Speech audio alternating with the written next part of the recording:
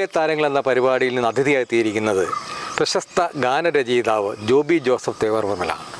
എല്ലാവർക്കും നമസ്കാരം. ഗാനരചയിതാവ് എന്ന നിലയിൽ വളരെയധികം ശ്രദ്ധേയനായ ആളാണല്ലോ ജോബി. കഴിഞ്ഞ ദിവസം ജോബിയുടെ ചില ഗാനങ്ങൾ ഞാൻ കേൾക്കുന്നുണ്ട്. ജോബി എങ്ങനെയാണ് ഈ ഗാനരംഗത്തിലേക്ക് എത്തിയത്? ഞാൻ ചെറുപ്പം തൊട്ടിലെ മലയാളത്തോടുള്ള ഒരു ഇഷ്ടം കൊണ്ടാണ് ഗാനങ്ങൾ എഴുതി തുടങ്ങിയത്. നേരത്തെ തന്നെ ഇത് എഴുതി വെച്ച ഗാനങ്ങളാണ്.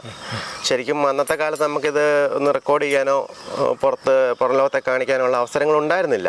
പക്ഷേ ഇപ്പം സോഷ്യൽ മീഡിയയും പുതിയ പുതിയ ടെക്നോളജിയും യൂട്യൂബിലുള്ള മീഡിയയൊക്കെ വന്നതിന് ശേഷം നമുക്ക് തന്നെ ചെയ്യാവുന്ന ഒരു സമയമാണെന്ന് തോന്നി. അങ്ങനെയാണ് ഇത് വീണ്ടും നമ്മൾ റെക്കോർഡ് ചെയ്ത് YouTube channel J4D symphony musics and short films എന്ന യൂട്യൂബ് ചാനലിലൂടെ ഞാൻ പാട്ടുകൾ റിലീസ് ചെയ്യുന്നത്. കുറേ ഗാനങ്ങളുണ്ട്. അതിൽ ഒരു 10-15-20 ഗാനങ്ങളോടെ ഓൾറെഡി യൂട്യൂബിൽ റിലീസ് ചെയ്തിട്ടുണ്ട്. ബാക്കി 5-6 അതിൻ്റെ പണിപ്പുരയിലാണ്. റെക്കോർഡിങ് കഴിഞ്ഞ് വിഷ്വൽസ് എടുക്കാൻ വേണ്ടി വെയിറ്റ് ചെയ്യുകയാണ്. കഴിഞ്ഞ ദിവസം ആവേശം എന്ന സിനിമയിലെ ഒരു ഹിറ്റ് ഗാനം ക്രിസ്ത്യ ഗാനമായിട്ട് കരോൾ ഗാനമായിട്ട് ഇറങ്ങിയത്, അത് അവിചാരിതമായിട്ടൊരു പാരഡി പോലെ റെഡിയാക്കിയതാണ്. പല ഗാനങ്ങളും കേട്ടിട്ടുണ്ട്. അപ്പോൾ എനിക്ക് തോന്നിയ രാശിത്തിൽ നിന്ന് ആവേശത്തിലെ ഇല്ലുമിനാറ്റി എന്ന ഹിറ്റ് ഗാനം ഞാൻ ക്രിസ്മസ് മീനാറ്റി എന്ന രീതിയിൽ അവതരിപ്പിക്കുകയാണ് ചെയ്തത്. നല്ല രീതിയിൽ, വളരെ നല്ല രീതിയിൽ തന്നെ ഒരുപാട് പ്രേക്ഷകർ അത് ഷെയർ ചെയ്യുകയും സപ്പോർട്ട് ചെയ്യുകയും ചെയ്തിട്ടുണ്ട്. അതുപോലെ തന്നെ ക്രിസ്മസിനെ സംബന്ധിച്ച് ആരോ എന്നും പറഞ്ഞിട്ട് അത് ഇപ്രാവശ്യം ഞങ്ങൾ ഒരു പുതിയൊരു ടെക്നോളജി കംപ്ലീറ്റ്ലി ടെക്നോളജി ഉപയോഗിച്ച് വിഷ്വൽസ് ചിത്രീകരിച്ച ഒരു ക്രിസ്മസ് സോങ് ആയിരുന്നു. അപ്പോൾ എല്ലാ ക്രിസ്മസിനും സാധാരണ നോർമൽ പാട്ടുകളാണ് വരുന്നത്. അപ്പോൾ ഒരു അടിപൊളി പാട്ടെന്നുള്ള രീതിയിൽ, ഒരു കരോൾ സോങ് എന്നുള്ള രീതിയിലാണ് ഇപ്രാവശ്യം. അതും നല്ല രീതിയിൽ തന്നെ വളരെ ഹാപ്പിയാണ്. 2024 ഈ 2 ഗാനങ്ങളും വളരെ ഹിറ്റായിട്ട് തന്നെ ഓടിയിട്ടുണ്ട്. നിർമ്മിക്കുന്നത് ഞാൻ തന്നെയാണ്. J4D symphony musics and short films എന്നുള്ള യൂട്യൂബ് ചാനലുണ്ട്. ആ ചാനലിൽ ഞങ്ങൾക്കൊരു കൂട്ടായ്മയുണ്ട്. ഡയറക്ടർ മിസ്റ്റർ വിനയകുമാറാണ് ഇതിൻ്റെ എല്ലാം അണിയറയിൽ പ്രവർത്തിക്കുന്നത്. ഈ വിനയകുമാർ പാലാതന്നെ സംവിധാനം ചെയ്ത ഓർമ്മയിലെന്നും അത് വളരെ ഹിറ്റായ ഗാനമാണ്. അതൊരു റൊമാൻറ്റിക് ആണ്. ഒരു നൊമ്പരം ഉണർത്തുന്ന ഒരു നൊസ്റ്റാൾജിക് സോങ് ആയിട്ടാണ് ഞങ്ങൾ ചെയ്തത്. അത് വിനയകുമാറിൻ്റെ പ്രത്യേകത എന്ന് വെച്ചാൽ കഴിവതും പുതിയ ആൾക്കാരെ കൊണ്ട് അഭിനയിപ്പിക്കുക എന്നുള്ളതാണ്. അല്ലെ, പുതിയ കലാകാരന്മാരെ ഫീൽഡിലേക്ക് കൊണ്ടുവരിക എന്നുള്ളതാണ് പുള്ളിയുടെ ഒരു പ്രത്യേകത. അപ്പം അങ്ങനെയാണ് ഞങ്ങൾ ഓർമ്മയിലൊന്നും ആൽബം ഒന്നല്ല, ഒരുപാട് ആൽബങ്ങൾ ആണിന്റെയും പെണ്ണിന്റെയും 2 വേർഷൻ ചെയ്തത്. 2 ഹിറ്റായിരുന്നു. ആദ്യത്തെ ഹിറ്റായതിനു ശേഷം ഞങ്ങൾ രണ്ടാമത് അതിന്റെ മെയിൽ വേർഷൻ കൂടെ ഇറക്കുകയായിരുന്നു.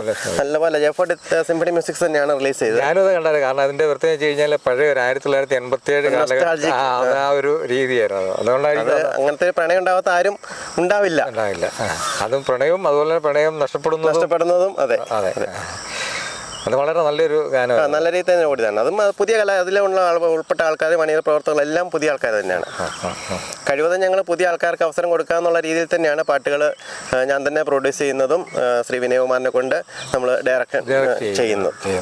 എല്ലാം വളരെ നല്ലത്. പക്ഷേ ഈ അടുത്ത കാലത്ത് ഞാൻ കണ്ടു നിങ്ങൾ സിനിമ നിർമ്മിക്കുന്നതായിട്ട്. അതെ, അത് ഞങ്ങളുടെ ഈ കൂട്ടായ്മയുടെ ഒരു വലിയ സ്വപ്നമായിരുന്നു. ഒരു വലിയ ബഡ്ജറ്റൊന്നും അല്ലെങ്കിൽ പോലും പുതിയ കലാകാരന്മാരെ, താല്പര്യമുള്ളവരെ കൂടെ നിർത്തി അവർക്കൊരു അവസരം കൊടുത്ത്, അത് അഭിനയിക്കുന്നവരെ മാത്രമല്ല ബാക്കി എൻ്റെ അണിയറയിൽ പ്രവർത്തിക്കുന്നവരാണെങ്കിലും എല്ലാ ആൾക്കാരും അത് റിസ്ക് ഞാനും ശ്രീ വിനയകുമാറും അത്രയും റിസ്ക് എടുക്കുകയാണ്. കാരണം എല്ലാവരും ഞങ്ങൾ കച്ചവടം അതിലില്ല. കാരണം കച്ചവടം ഉണ്ടെങ്കിൽ നമ്മൾ പുതിയ ആൾക്കാർക്ക് പകരമായിട്ട് കുറച്ച് എസ്റ്റാബ്ലിഷ് ആൾക്കാരെ ഉണ്ടെങ്കിൽ മാത്രമേ നമുക്ക് തിയേറ്റർ റിലീസും മറ്റുള്ള കാര്യങ്ങളും നടക്കുകയുള്ളൂ. എന്നിരുന്നാൽ പോലും എല്ലാവർക്കും അവസരം കൊടുത്തുകൊണ്ടൊരു എല്ലാവരും പുതുമുഖങ്ങളാണ്. അതിൽ പുതുമുഖങ്ങളാണ് അണിയറ പ്രവർത്തിക്കുന്ന എല്ലാ ആൾക്കാരും പുതുമുഖങ്ങളാണ്. ചെറിയ വേഷങ്ങൾ, പക്ഷേ അഭിനയിക്കാൻ ആഗ്രഹമുള്ള ആണ് എല്ലാവരും, എസ്റ്റാബ്ലിഷ്ഡ് അല്ല. അപ്പോൾ അവർക്കൊരു അവസരം കൊടുക്കാൻ വേണ്ടിയിട്ടാണ് ഞങ്ങൾ സെക്ടർ 112 എന്ന് പറഞ്ഞൊരു ത്രില്ലർ മൂവി ചെയ്തിട്ടുണ്ട്. അപ്പോൾ അതിൻ്റെ റിലീസ് ഈ ഫെബ്രുവരിയിൽ ഉണ്ടാവും, മിക്കവാറും ഉണ്ടാവും. അതിൻ്റെ ബാക്കിയുള്ള പരിപാടികളൊക്കെ തിയേറ്റർ റിലീസും ബാക്കിയായിട്ട് ബന്ധപ്പെട്ടുള്ള പ്രവർത്തനങ്ങൾ നടക്കുന്നു. ഗാനരചനയോടൊപ്പം തന്നെ പാടുന്നതിനുള്ള ഇത് ഇവിടെ ഉണ്ടോ? പാടും, അത്യാവശ്യം പാടും. പക്ഷേ എൻ്റെ ശബ്ദം പാട്ടിന് അനുയോജ്യമല്ലെന്ന് സ്വയം ഒരു തോന്നലുള്ളത് കൊണ്ട് അങ്ങനെ പുറത്തേക്ക് പാടാറില്ല. വീട്ടിലും ബാത്റൂമിലും അല്ലെങ്കിൽ അതുപോലെയുള്ള സൗഹൃദ സദസ്സുകളിൽ മാത്രമേ പാടാറുള്ളൂ. പക്ഷെ അതങ്ങനെയില്ല. കാരണം നമ്മൾ ഇപ്പോൾ യേശുദാസ് പാടുന്ന സൗണ്ട് അല്ലല്ലോ ജാസി.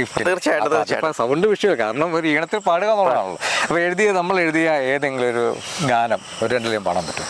ഈയിടയ്ക്ക് ഞാനും ശ്രീ വിനയകുമാർ തന്നെയാണ് അതിൻ്റെ സംവിധാനം ചെയ്തിരിക്കുന്നത്. സഹനത്തിൽ നിന്നാന്ന് പറഞ്ഞൊരു പാട്ട് ഭയങ്കരമായി നല്ലപോലെ ഹിറ്റായ പാട്ടുണ്ട് ഒരുപാട് പേർക്ക്. കാരണം അത് വളരെ നമ്മുടെ ജീവിതാനുഭവങ്ങൾ തന്നെ എടുത്തു കാണിക്കുന്ന ഒരു ഗാനമായിട്ട് വളരെ ആൾക്കാർക്ക് ഒരുപാട് ഇഷ്ടപ്പെട്ട ഒരു ഗാനമാണ്. അപ്പം അതിൻ്റെ 2 വരി ഞാൻ പറയാം.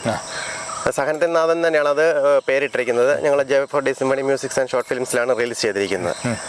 സഹനത്തിൻ നാഥ നിൻ വഴിയേ വരുന്നു, ക്രൂശിതരൂപാ നിൻ ചാരത്തണയുവാൻ അലിവോടെയൊന്നിനീ നോക്കേണമേ.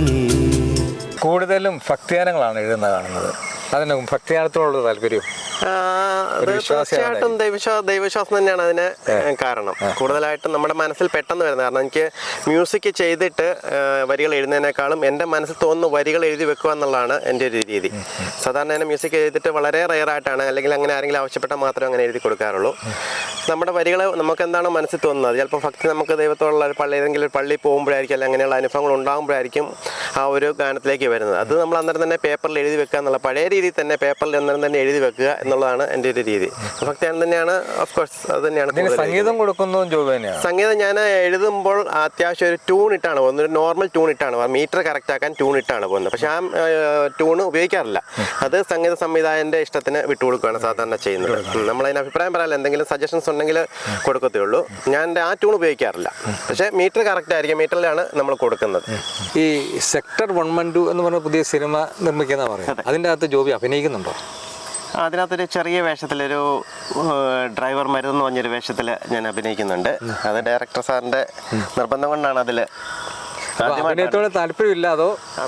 അഭിനയത്തിന് താല്പര്യമുണ്ട്, പക്ഷെ നമുക്ക് പറ്റിയ റോളുകളും കാര്യങ്ങളൊക്കെ വന്നെങ്കിൽ മാത്രമേ ഉള്ളൂ. പിന്നെ സമയ സാഹചര്യം, കൂടുതലും ഇഷ്ടം ഗാനരചനയാണ്, അല്ലെങ്കിൽ ഷോർട്ട് ഫിലിംസൊക്കെ എഴുതാറുണ്ട്. അതൊന്നും പുറലോകത്തേക്ക് എത്തിച്ചിട്ടില്ല. ഗാനങ്ങളോടാണ് കൂടുതൽ താല്പര്യം, ഭക്തിഗാന ഗാനങ്ങളോട് തന്നെയാണ് കൂടുതൽ താല്പര്യം.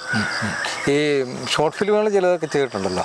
ഷോർട്ട് ഫിലിമുകൾ ചെയ്തിട്ടുണ്ട്. അതിൽ പക്ഷെ ഞാൻ എഴുതിയത് സ്ക്രിപ്റ്റ് ചെയ്തൊന്നും ഇല്ല. അത് പുറത്തുനിന്ന് ഇപ്പം എൻ്റെ ചാനലിലേക്ക് ഒരുപാട് ആൾക്കാർ, ഇപ്പം ഡയറക്ടറിൻ്റെ കെയർ ഓഫിലായാലും അവർ ചെയ്ത മറ്റു വർക്കുകളായാലും, ഡയറക്ടർ ചെയ്ത വിനയകുമാർ ചെയ്ത മറ്റു വർക്കുകളായാലും നമ്മുടെ ചാനലിലേക്കാണ് തരുന്നത്. അതുപോലെ ഒരുപാട് ആൾക്കാർ കോൺടാക്ട് ചെയ്യുന്നുണ്ട്. അവർ ചെയ്ത വർക്കുകൾ കൂടുതൽ ആൾക്കാരിലേക്ക് എത്തിക്കാൻ വേണ്ടിയിട്ട് നമ്മുടെ ചാനലിലേക്ക് തരുന്നുണ്ട്. അപ്പം അങ്ങനെ ചെയ്തവരെന്നാണ് ഏറ്റവും ഹിറ്റായത് ദ റൈറ്റ് കോൾ എന്ന് പറഞ്ഞാൽ ശ്രീ വിനയകുമാർ തന്നെ സംവിധാനം ചെയ്തതാണ്. അത് നല്ലപോലെ പ്രശംസ ഏറ്റുവാങ്ങിയതാണ്. നല്ലൊരു കഥയായിരുന്നു, നല്ലൊരു തീമായിരുന്നു. അതെ അതെ അതെ അതെ. അതുപോലെ ഇപ്പോൾ ഈ സിനിമ കഴിഞ്ഞു, ഇപ്പോൾ സിനിമ ഷൂട്ടിങ് കഴിഞ്ഞു, ഇപ്പം റിലീസ് തയ്യാറായി എന്ന് പറഞ്ഞു. അപ്പോൾ ഇതൊരു വിജയമാകുവാണെങ്കിലോ പരാജയമാകുവാണെങ്കിലോ ഇനി പുതിയൊരു സിനിമ നിർമ്മിക്കുന്നതിലേക്ക് ഇതിലെ വിജയവും പരാജയം എന്ന് പറഞ്ഞാൽ ഞങ്ങൾ സാമ്പത്തികമായിട്ട് നോക്കുവാണെങ്കിൽ ഞങ്ങൾ സാമ്പത്തികം ഇതിൽ നോക്കുന്നില്ല. അപ്പം ഞങ്ങൾ ഇപ്പം തന്നെ ഞങ്ങളെ സംബന്ധിച്ചിടത്തോളം ഇതൊരു വിജയമാണ്. കാരണം ഞങ്ങളുടെ സ്വപ്നമായിരുന്നു, ഒരുപാട് ചെറിയ ചെറിയ കലാകാരന്മാരുടെ ഒരു കൂട്ടായ്മയുടെ സ്വപ്നമായിരുന്നു സിനിമ അഭിനയിക്കുക, അല്ലെങ്കിൽ അതിൻ്റെ അണിയറെ പ്രവർത്തിക്കുക എന്നുള്ളത്. അപ്പോൾ അവർക്ക് മറ്റ് പ്രൊജക്റ്റുകൾ കിട്ടണമെങ്കിൽ അവർക്കുള്ളൊരു ബേസിക് ആയിട്ട് ഞങ്ങൾ ഈ സിനിമയെ പ്രൊമോട്ട് ചെയ്യുകയാണ്. അപ്പോൾ അതുകൊണ്ടൊരു വിജയം തന്നെയാണ്. പിന്നെ സാമ്പത്തികമായിട്ട് നോക്കിക്കഴിഞ്ഞാൽ നമുക്കത് പറയാൻ പറ്റില്ല ഇത് ഏത് രീതിയിലാണ് നമ്മൾ, കാരണം എല്ലാം പുതുമകളായതുകൊണ്ട് തിയേറ്റർ റിലീസ് മറ്റു കാര്യങ്ങളും നമുക്ക് അറിയാൻ പറ്റില്ല. അപ്പോൾ സമ്പൂർണ്ണമായിട്ടും വിജയം തന്നെയാണ് ഞങ്ങളെ സംബന്ധിച്ചിടത്തോളം. ഉറപ്പില്ല. കാരണം എല്ലാം പുതിയ ആൾക്കാരായതുകൊണ്ട് തിയേറ്ററുകാരോ അല്ലെങ്കിൽ വിതരണക്കാരോ എടുക്കുന്നത് എങ്ങനെയാണെന്നുള്ള അതിൻ്റെ പ്രവർത്തനങ്ങൾ നടന്നുകൊണ്ടിരിക്കുകയാണ്. ശ്രീ വിനയകുമാർ തന്നെയാണ് ചെയ്യുന്നത്. കാരണം അതിൻ്റെ പ്രവർത്തനം എന്തായാലും ഫെബ്രുവരി റിലീസ് ഉണ്ടാവും. OTT അല്ലെങ്കിൽ കൂടുതൽ ആൾക്കാരിലേക്ക് എത്തിക്കണം എന്നുള്ള ഉദ്ദേശത്തോട് വേണമെങ്കിൽ യൂട്യൂബ് ചാനലിൽ തന്നെ അത് റിലീസ് ചെയ്യും. എന്നാൽ പോലും വിജയമാണെങ്കിലും ശരി പരാജയമാണെങ്കിലും ശരി ഞങ്ങളൊരു പുതിയ പ്രൊജക്റ്റുകൾ എന്തായാലും ചെയ്യുന്നുണ്ടാവും. അതുപോലെ തന്നെ പുതിയ കലാകാരന്മാരെ ഉൾപ്പെടുത്തിക്കൊണ്ട് തന്നെ ചെയ്യുമ്പോൾ ഒരു നല്ല 1-2 ആർട്ടിസ്റ്റുകളോട് അത് തന്നെയാണ് ഞങ്ങൾ അതെ ഇതിന് ഞങ്ങളൊരു ഒരു പരിശ്രമം എന്നുള്ള രീതിയിൽ ചെയ്തതാണ്. അപ്പം ഇനി ഈ രീതിയിൽ കുറച്ചുകൂടി ബെറ്ററായിട്ട്, ഇതിലും പോരായ്മകളുണ്ട്, പരിമിതിക്കുള്ളിൽ നിന്നുകൊണ്ട് ചെയ്തതാണ്. ഒരുപാട് പോരായ്മകളുണ്ട്, അതെല്ലാം തീർത്തുകൊണ്ട് തന്നെ നല്ല രീതിയിൽ തന്നെ, കാരണം ഇപ്പോൾ ഒരുപാട് സപ്പോർട്ട് ഞങ്ങൾക്ക് പുറത്തുനിന്ന് കിട്ടുന്നുണ്ട്. സിനിമയിൽ വലിയ സിനിമകളിൽ പങ്കെടുത്ത ആൾക്കാരുടെ ഒരുപാട് സപ്പോർട്ട് കിട്ടുന്നുണ്ട്. അപ്പോൾ അവരുടെയൊക്കെ അനുഭവങ്ങളും അവരുടെയൊക്കെ സജഷനൊക്കെ തീരുമാനിച്ചുകൊണ്ട് പുതിയ പ്രൊജക്റ്റുകൾ ഉണ്ടാവും, തീർച്ചയായിട്ടും ഉണ്ടാവും. അതിനുള്ള പ്രവർത്തനങ്ങൾ തുടങ്ങിക്കഴിഞ്ഞു. പുതിയ പ്രൊജക്റ്റുകൾ ഏതൊക്കെ ചെയ്തതാണോ അതോ ചെയ്യാനുള്ളത്? ഏകദേശം ഒരു 8-9 പ്രൊജക്റ്റോളം ചെയ്യാനുണ്ട്. അതിൽ റെക്കോർഡ് കഴിഞ്ഞതുണ്ട്, റെക്കോർഡിങ് ചെയ്തുകൊണ്ടിരിക്കുന്നുണ്ട്. അതിലേറ്റവും ഇമ്പോർട്ടൻ്റ് കെസ്റ്റർ പാടിയൊരു ഭക്തിഗാനം തന്നെയാണ്. അപ്പോൾ അതായത് എൻ്റെ ഏറ്റവും വലിയ ഇമ്പോർട്ടൻ്റ് അതിലൊരു റോൾ ചെയ്യണമെന്നായിരുന്നു എൻ്റെ ആഗ്രഹം. പക്ഷേ അതിന് മുമ്പാണ് സെക്ടർ എന്ന് പറഞ്ഞ സിനിമയിൽ ശ്രീ വിനയകുമാർ നിർബന്ധിച്ച ഒരു ചെറിയ വേഷം ചെയ്യേണ്ടി വന്നത്. പിന്നെ അതുപോലെ തന്നെ ജാസിയേട്ടൻ്റെ ഒരു അടിപൊളി പാട്ട് വരുന്നുണ്ട്. അതെല്ലാം അത് റെക്കോർഡിങ്ങിന് വേണ്ടി റെഡി ആയിക്കൊണ്ടിരിക്കുകയാണ്. ഏകദേശം 8 പ്രൊജക്റ്റോളം ഉണ്ട്, എല്ലാം ആൽബം സോങ്സ് ആണ്. ജോബി വിദേശത്താണല്ലോ. അതെ. ഈ വിദേശത്ത് ജോലി ചെയ്യുന്നതിനിടയ്ക്ക് ഇതിനുള്ള സമയം എങ്ങനെ കണ്ടെത്തും? കണ്ടെത്തുന്നത്? സമയം നമ്മൾ ഉണ്ടാക്കുകയാണ്. കാരണം നമുക്ക് എല്ലാവർക്കും 24 മണിക്കൂറേ ഉള്ളൂ. അപ്പം നമ്മൾ ശ്രമിച്ചു കഴിഞ്ഞാൽ നമ്മുടെ കൊച്ചു കൊച്ചു ആഗ്രഹങ്ങൾ സഫലമാക്കാൻ വേണ്ടിയിട്ട് നമ്മൾ കുറച്ച് സമയം അതിനുവേണ്ടി മാറ്റിവെക്കും. അതല്ലെങ്കിൽ ഒരു പാട്ട് എഴുതി തുടങ്ങി കഴിഞ്ഞാൽ അത് തീർത്തിട്ടേ പോവുള്ളൂ. അത് തീർക്കുക എന്നുള്ളതാണ് അടുത്ത ലക്ഷ്യം. അതിനുവേണ്ടി മറ്റ് ചില കാര്യങ്ങൾ നമ്മൾ ഒഴിവാക്കിക്കൊണ്ട് ഇതിൻ്റെ പറയുക തന്നെയാണ്. ഏകദേശം എത്രത്തോളം ഗാനങ്ങൾ രചിച്ചിട്ടുണ്ട്? എൻ്റെ കയ്യിൽ രചിച്ചത് ഉണ്ട്, ഒരുപാടുണ്ട്. 100-150 ഗാനങ്ങളുണ്ട്. ഇഷ്ടപ്പെട്ടില്ല അത്ര തന്നെ വലിച്ചു കയറി എഴുതി വെച്ചിരിക്കുന്നത് 100-150 ഉണ്ട്. പിന്നെ കുറേ എണ്ണം ഇപ്പോഴത്തെ കാലം യൂട്യൂബ് നമ്മുടെ ഫോണിൽ തന്നെ കുറച്ച് സേവ് ചെയ്ത് വെച്ചിട്ടുണ്ട്. അതിലേറ്റവും ബെറ്റർ എന്ന് തോന്നുന്നത് നമ്മൾ ഓരോന്നായിട്ട് റെക്കോർഡ് ചെയ്യുകയാണ്. അതിൽ വീഡിയോ ആയിട്ട് വീഡിയോ എടുക്കും. കഴിവതും വീഡിയോ നമ്മൾ നെറ്റിൽ നിന്ന് എടുക്കാതെ തന്നെ വീഡിയോ ആയിട്ട് തന്നെ ചെയ്യാനാണ് ഉദ്ദേശിക്കുന്നത്. അപ്പോൾ കുറച്ച് കൂടുതൽ ആൾക്കാർക്ക് അതിൽ അഭിനയിക്കാൻ പറ്റും. അതുപോലെ തന്നെ പുതിയ ഗായകരെയും അണിയറെ പ്രവർത്തിക്കുന്നവരെല്ലാം പുതിയ ആൾക്കാരെ മാക്സിമം അവർക്കൂടെ ഒരു ചാൻസ് കൊടുക്കുക എന്നുള്ളതാണ് മെയിനായിട്ട് ഞങ്ങളുടെ ഉദ്ദേശം, ഞങ്ങളുടെ കൂട്ടായ്മയുടെ ഉദ്ദേശം തന്നെ. അപ്പോൾ പരമാവധി ആൾക്കാരെ നമ്മൾ ഈ ഫീൽഡിലേക്ക് കൊണ്ടുവരിക. അവർക്ക് മറ്റു പ്രശ്നങ്ങൾ ചതിയൊന്നും, കാരണം പലയിടത്തും ചിലർ പൈസ ചോദിക്കുന്നവരുണ്ടാവാം, അല്ലെങ്കിൽ അഭിനയിക്കുന്നതിന് പൈസ ചോദിക്കുന്നവരുണ്ടാവാം, അല്ലെങ്കിൽ ഒരു പാട്ട് പാടണമെങ്കിൽ അങ്ങോട്ട് പൈസ കൊടുക്കുന്നവരുണ്ടാവാം. അപ്പോൾ അങ്ങനെയൊക്കെ ഒഴിവാക്കി ഇടനിലക്കാരെയൊക്കെ ഒഴിവാക്കി ഡയറക്റ്റായിട്ട് തന്നെ അവർക്ക് അവസരങ്ങൾ കൊടുക്കുക എന്നുള്ളതാണ് നമ്മുടെ ചാനലിലെ ഞങ്ങളുടെ കൂട്ടായ്മയുടെ മെയിൻ ഉദ്ദേശം. ഇത്തരം പ്രൊജക്റ്റുകളിന് സാമ്പത്തിക ചെലവുണ്ട്, വലിയ തിരിച്ചു വലിയ റിട്ടേൺസ് ഒന്നും കാണിക്കാമെന്ന് വിചാരിക്കുന്നു. അപ്പോൾ ഈ ഫാമിലിയിൽ നിന്ന് ഇതിൻ്റെ എതിർപ്പ് വല്ലതും ഉണ്ടാകും? ഇല്ല, നല്ല സപ്പോർട്ടാണ്. അവരെ സപ്പോർട്ട് കൊണ്ട് മാത്രമാണ്. ശരിക്കും പറഞ്ഞാൽ കൊറോണ കാലത്താണ്, എനിക്ക് ആദ്യ സമയത്താണ് ഈ കൊറോണ വരുന്നത്. അപ്പോൾ അതിനുശേഷമാണ് വീട്ടിൽ ഇരുന്നപ്പോഴാണ് ഇതെല്ലാം ഒന്നിങ്ങനെ ഒരുപാട് കണക്ഷൻസ്, ഇപ്പം സോഷ്യൽ മീഡിയ മാത്രമേ ഉള്ളൂ.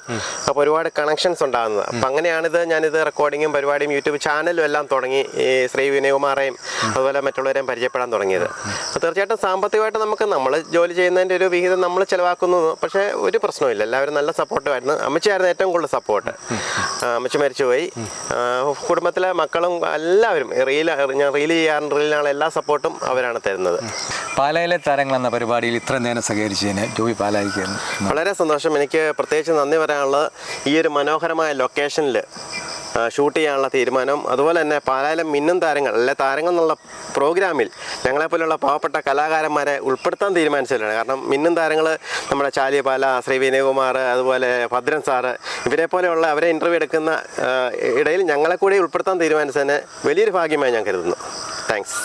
ക്രൂശിതരൂപാനിൻ ചാരത്തണയുവാൻ അലിവോടെയൊന്നി നീ നോക്കേണമേ, പ്രിയമോടെ എന്നെ നീ സ്പർശിക്കണേ, സഹനത്തിൻ നാഥാ